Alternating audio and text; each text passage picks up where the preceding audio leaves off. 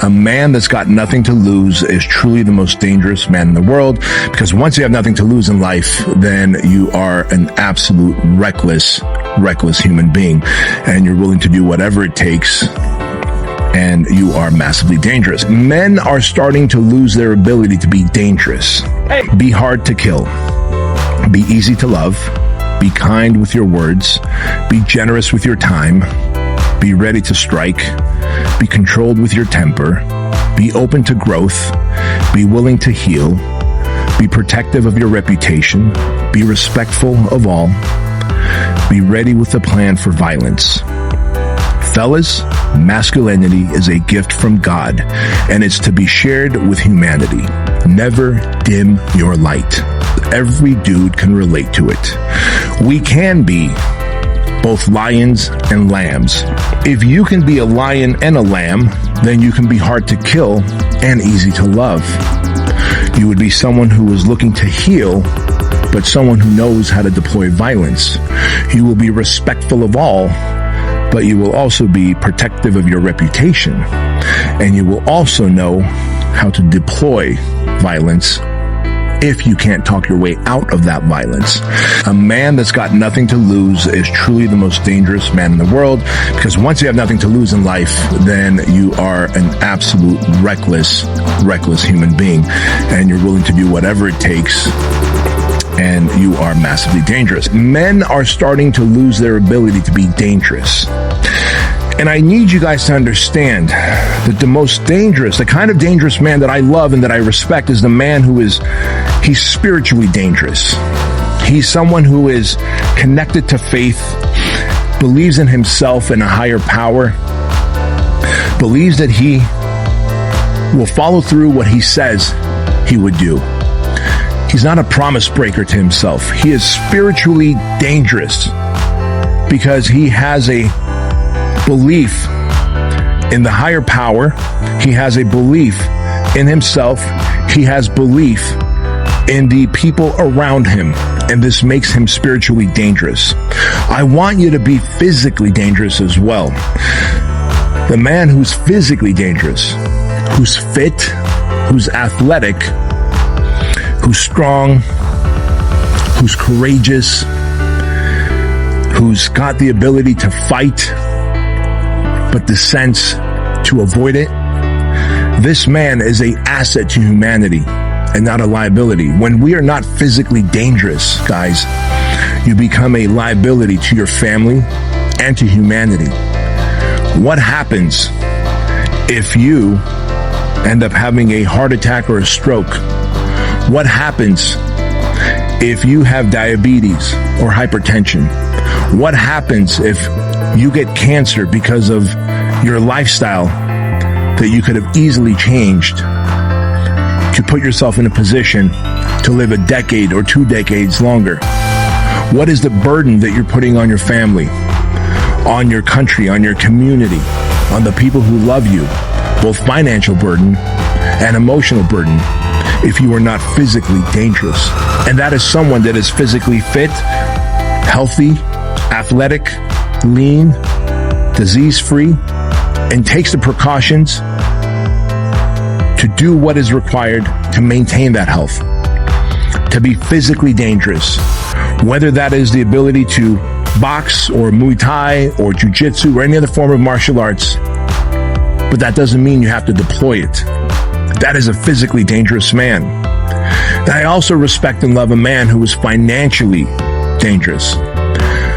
A man who knows how to earn money, budget his money, invest his money so he can grow it, use his money to be generous and to help out churches and charities and causes that he believes in. A man that is financially dangerous can never be controlled by the opposition. A man who is financially dangerous can never be bought, can never be sold. A man who is financially dangerous has more options, is able to give his family a better quality of life, more experiences, keep them safer. It is our duty and responsibility as men to be spiritually, physically, financially dangerous. But that's not enough. because we must also be relationally dangerous. In other words, a man who's a lone wolf is oftentimes suffering with anxiety, depression, overwhelm, and feels like a pariah. We are meant to be tribal. We are meant to have relationships with other men who are like-minded, who are as capable, who are as confident. We are meant to have families. We are meant to have community. And if you are not relationally dangerous, the lone wolf will not survive. The wolf pack is strong. The wolf pack looks after itself. The lone wolf will not survive. And you can call yourself whatever you want. I'm a Sigma male, or I'm a lone wolf. I enjoy being alone. But to what cost? What happens if the poop hits the fan? What happens as you get older and you don't have a tribe to belong to, that you haven't contributed to that tribe so that tribe can look after you? Like, I'm so grateful and thankful that I have such a tribe of people, from family to friends to co-workers, who would look after me and mine. God forbid I become unable to provide and to continue to do what I do. Relationally dangerous men are never alone. Let's be honest, fellas. It is difficult being a man at times. It is difficult to just suck it up and keep moving forward. It is difficult to keep a stiff upper lip. It is difficult to keep pushing through life when you constantly hit a wall, when the world keeps shitting on you, when you're constantly facing adversity. And having a friend or two or three, a family who you love and you trust, these are people that you can talk to. These are people that will help you carry that burden when that burden gets heavy. And if you don't have relational fitness, if you are not dangerous in that way, then you become a target. That's just how it is. People who are alone are targets. Not only targets of bad guys, but you're a target of depression. You're a target of debt. You're a target of sadness. You're a target of anxiety. You want a tribe. But it doesn't stop there. I want you to be mentally dangerous. I want you to be emotionally dangerous. And what I mean by that is to begin to build mental toughness. Adversity inoculation.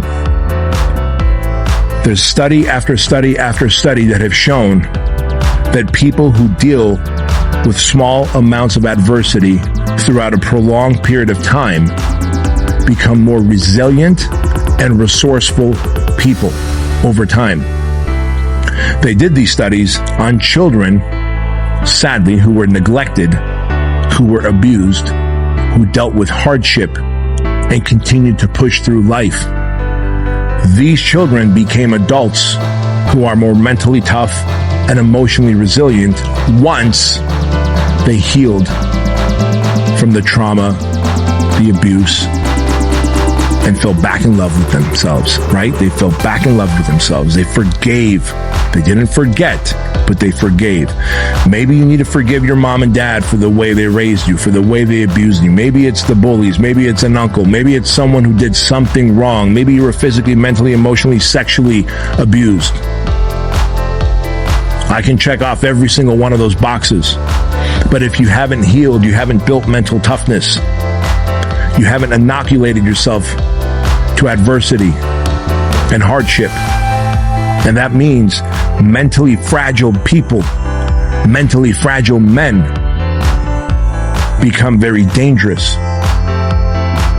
Because at some point we slide into darkness and we go, fuck it, I've got nothing to lose. And remember what I said, a man who's got nothing to lose is the most dangerous type of man.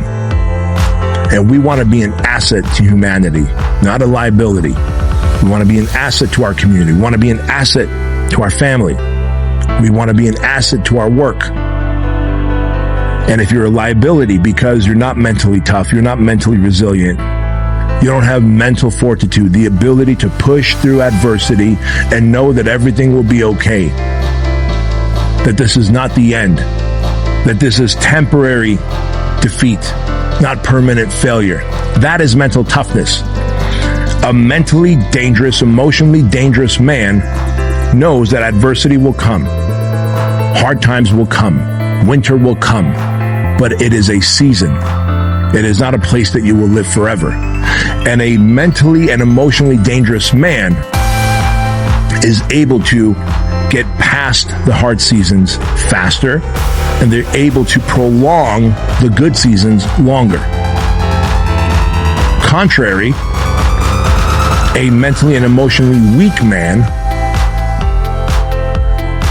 doesn't recognize when they're in the best seasons of their life, and when they slide into the harder, more challenging seasons of their life, they fall apart.